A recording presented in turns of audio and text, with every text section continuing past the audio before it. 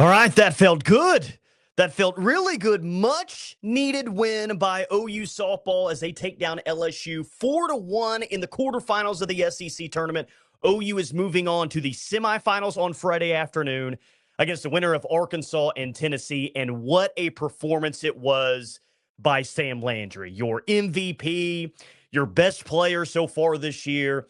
Postseason, Sam Landry has arrived, and it looks like postseason Sam Landry is going to be really, really good for this softball team. Sam Landry was just fantastic today. She gives you the complete game that you were really hoping that you were going to get from her. Just the one hit allowed, one earned run allowed. 125 pitches today for Sam Landry, 19th win on the year. She strikes out 7 and walks 4. Just, you had to have it. And she's my regular season MVP. She's a lot of your regular season MVP. And that's what an MVP does. That's what a big-time player does, is they step up in the postseason and don't just deliver good performances that give you a chance to win. They are the biggest reason why you win a game and why you win a softball game. And today, Sam Landry was the biggest reason why Oklahoma won this softball game. And frankly, in a low-scoring game, why at least me never really felt like OU was in jeopardy of losing this game, because you could see from the early innings, she had her best stuff. She was locating. She was pitching to contact. She was getting outs. She was doing all the things that she's done all year long to be so successful in the circle. That felt like a very big bounce back performance from Sam Landry, because she didn't have her best start the last time she was out there against Florida. Yes, the umpiring in that game behind the plate wasn't all that great, but Sam Landry located today. She got strikeouts. Yes, she walked 4 hitters, but if you're really going to complain about anything today, it's that, and I'm not going to complain about the way that Sam Landry pitched today, because I thought that she was fantastic. And again, it was very evident from the beginning of this game how good that she was going to be. So not only was that a big performance for Sam Landry and what she's going to mean for the postseason for this team, that was just an overall big win for this team. It really was. That's a big win today, because clearly you advance in the SEC tournament. Now you're a win away from playing for an SEC tournament championship. But let's remember what happened the previous 2 games before today. They lost, and they didn't pitch well, and they didn't hit all that well either. Those weren't 2 great performances by OU softball in the final 2 games against Florida. So in a game today, a team that you didn't see in the regular season, a very good and very capable LSU team, you came out and you beat them and you handled them 4-1. I don't know about you guys, but I didn't want to go into regional play with a 3-game losing streak. Like, this team still would have been a top 8 seed, but you want to go into regionals feeling like you're peaking, feeling like you're playing your best softball. And if you lose 3 consecutive games, I don't care the level of the opponent, you're not feeling great about that. But we're not talking about that. We're talking about a 4-1 win over a dang good LSU team. That's an LSU team that I could definitely see in a super regional. And if it all lines up for them right, maybe even a team that can make it to Oklahoma City. For the first time in 2,903 days. This is a fascinating stat to me. Shouldn't be surprised, but it's still fun. First time in 2,903 days that Oklahoma has played a postseason game outside of the state of Oklahoma. That's because the Big 12 tournament has been in Oklahoma City. That's because OU's been dominating the sport and hosting regionals and hosting super regionals. But they gave that stat during the broadcast. I'm sure a lot of you saw it. It's like, dang, it's been over 2,900 days. Last time was 2017. That super regional at Auburn was the last time they left the state of Oklahoma playing a postseason game. And, of course, the haters and the non-OU fans are going to say, well, yeah, there you go. That's the reason why they've won all the national championships. Shut up. Oklahoma's won all the national championships because they've been the best team and they've been in the best program in the sport. That's why they've won all the national championships, not because of all the games that they've got to play inside their home state. Hey, but I feel good, man. I feel good. You guys feel good. Let us know in the comments. Let us know what you're feeling, how you're feeling about this, as we get ready for a very big softball game tomorrow. I'll kind of do a light preview of that in just a few minutes. But just to kind of run down the game a little bit, you got the run early in the first inning. Bottom of the first inning, you had the bases loaded, 1 out, and Cyd Sanders gets hit by a pitch. Now, I'm saying, I mean, I don't really care how it happens, how you get a run across. If that's what needs to happen, then let's go. I'll take it. And Sydney Berzon, early on in the circle for LSU, did not have great control. Like, she could not find the strike zone in the first inning. Pickering had a leadoff walk. Ella Parker had a walk. Of course, Cyd Sanders with the bases loaded gets hit by a pitch. You're kind of thinking there in the bottom of the first inning, all right, maybe we got a chance to really open this thing up heading in the top of the second inning. Unfortunately, Agbayani hits a weak ground out to the pitcher. Barker grounds out to third base. So you only get the one run there. You wanted more in that spot. You wanted more timely hitting in that spot. You didn't get it, but it's still one of those games where you say, well, we got one. We got to have confidence that we're going to get more runs down the road, but we can't squander opportunities. We can't squander opportunities. I feel good about Sam Landry having a lead going into the second inning in this game, but you can't squander opportunities moving forward. Timely base hits. I mean, it's not the reason, but it's certainly one of the reasons why this program's won 4 consecutive championships and won all the games that it has in the past. So timely base hitting is going to be a part of this SEC tournament run and the postseason as well. But Sam Landry just cruised. I mean, 3 up, 3 down in the bottom of the second inning, 3 up, 3 down in the bottom of the top of the third inning, the top of the second inning. She was just cruising along, attacking the strike zone. And then you get the Sydney Barker RBI in the bottom of the fourth inning, and that's when you really felt like, okay, now we've pushed it to a 2-run lead. I don't know if Sam Landry is going to even allow 2 runs on the day, which clearly she didn't. But that was the first hit of the entire game, was the bottom of the fourth inning. So clearly Sam Landry didn't give up her first hit until later on in the game. But Sydney Berzon, who had issues with control in the first inning, she really settled in and she kept OU hitters off balance. So you do have to give a lot of credit for her, because her off-speed stuff and some of the stuff that she was doing looked like she was pulling a string at times, was really, really nasty, and held OU to only 5 hits today.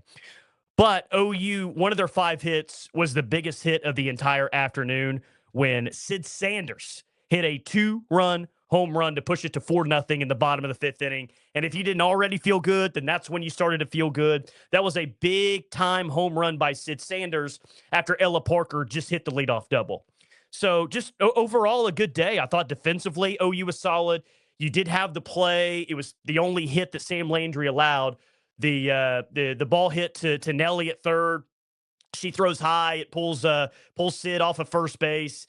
But outside that, I thought that you were really, really good defensively. And since that ball took the second hop on Nelly, there was a chance that she was going to be safe at first, regardless. But hey, if that's the only thing that we're talking about, that's the only negative defensively, or if you want to call that a negative, I'll take that every single time. Take it every single time.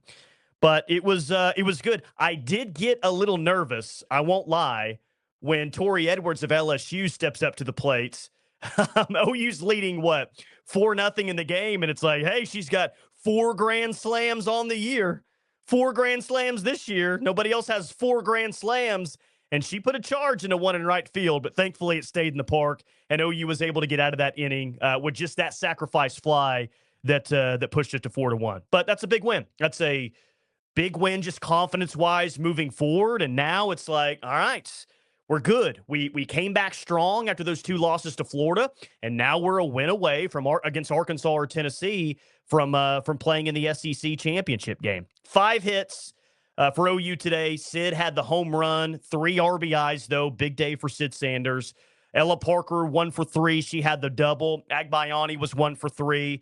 Barker was 1 for 3 with an RBI, and Abby Dayton was 1 for 2. So just 5 hits on the day for OU, but those 5 hits come from 5 different players. So not a bad thing to happen there, but OU will need to perform better offensively as a whole if they want to win this tournament. Unless Sam Landry just pitches 21 innings in this tournament and just shuts the next 2 teams down like she did LSU today. I don't think that that's going to happen.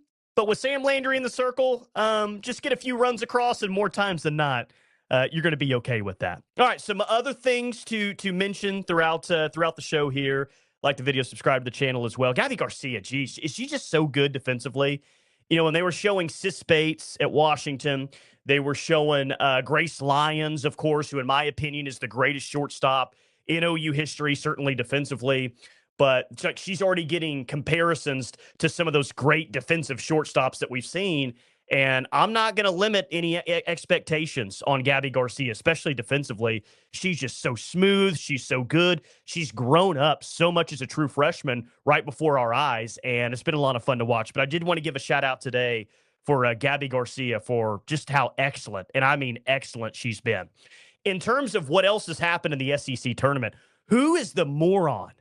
Who's the moron that picked Florida to win the SEC tournament? Who did that? I did that. It was a bad pick. Bad pick. They didn't even win a game in the SEC tournament. They got beat by Ole Miss. I thought that, yeah, maybe they feel like they got the hot hand coming out of the Oklahoma series. Yada, yada, yada. Doesn't really matter. I admit that was a terrible pick. So if you guys want to make fun of me, by all means, I welcome it. Make fun of my Florida pick. And hopefully we're all laughing on Saturday night as Oklahoma is the one hoisting the trophy there in Athens, Georgia as SEC champs. Bit of a tease coming up. Just interviewed Nicole May right before the game today. I mean, right before the game, Nicole May interview.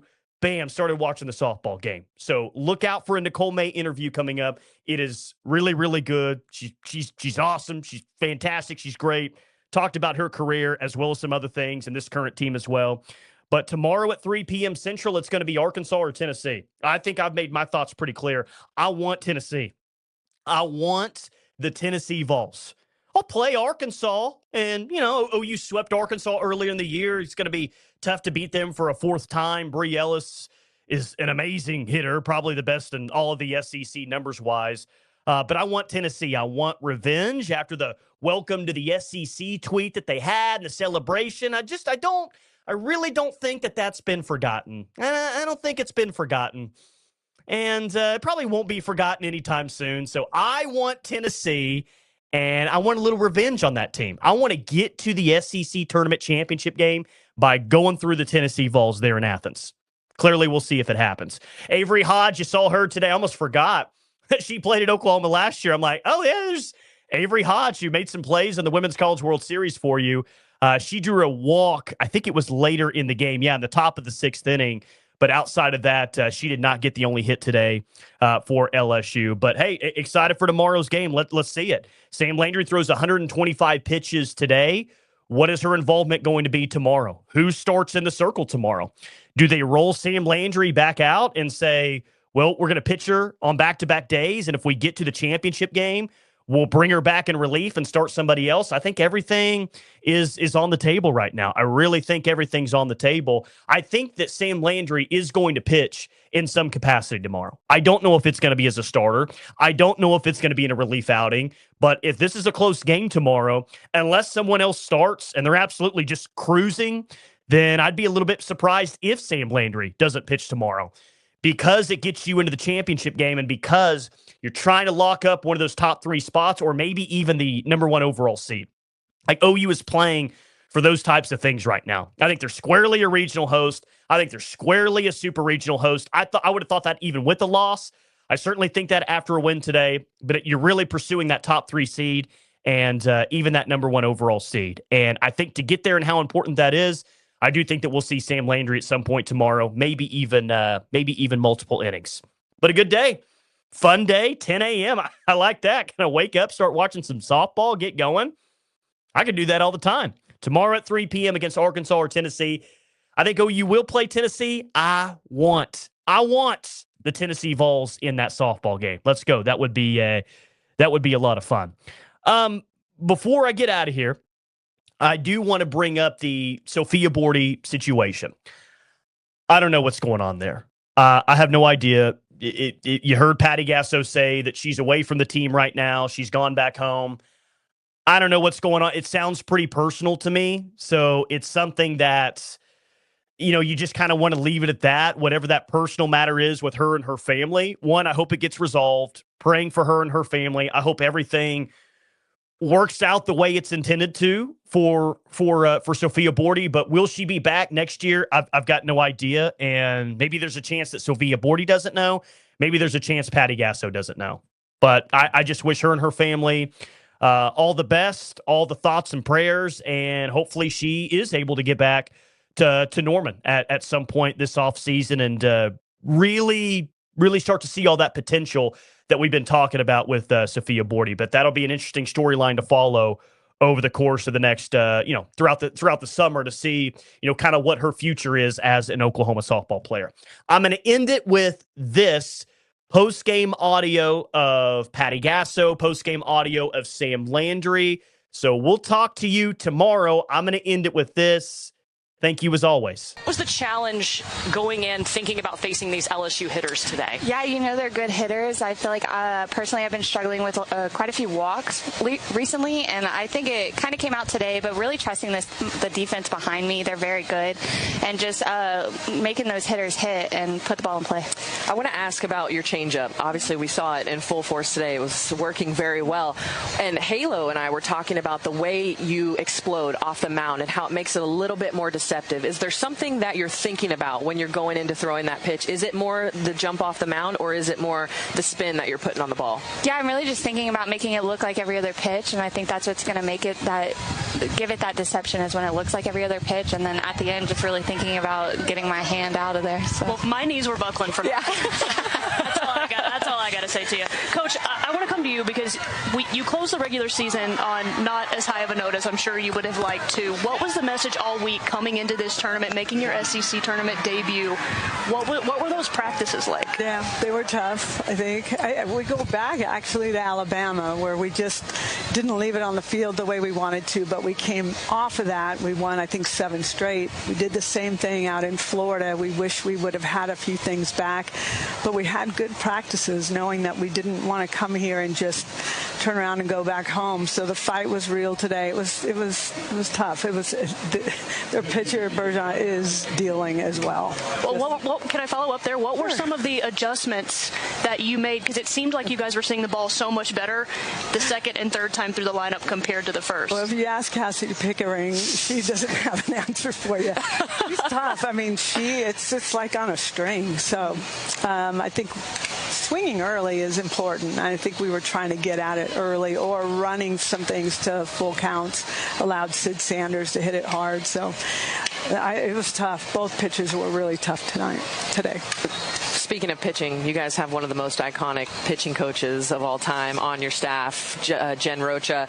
I want to know from your opinion, Sam, what has it been like working with her? How have you felt yourself get better as a competitor and as a pitcher as well? Yeah, I love Coach Rocha, and I think she enhances everybody's game, because it's not just about mechanics with her. It's so much more. There's the mental side. There's the little wins. I know she griped at me at one point because I completely missed a spot, but it was like a foul ball, and she was like, that's a win. Like, that's what we wanted. So she talks with so much confidence. She's such a positive person, and I just love being around her. I'd love to hear from both of you, Cyd Sanders and Ella Parker. We talked about Ella getting hot as of late. How important was it for those two hitters specifically for them to come through today? Yeah, big. Cyd Sanders, it's her senior year. Leave it on the field. That's all I want you to do, is have zero regrets. Ella Parker is somebody we need in this lineup to just come up clutch for us, and I can't even explain what she's going through pain-wise, but she is really working hard to manage it for the team, and that's really important.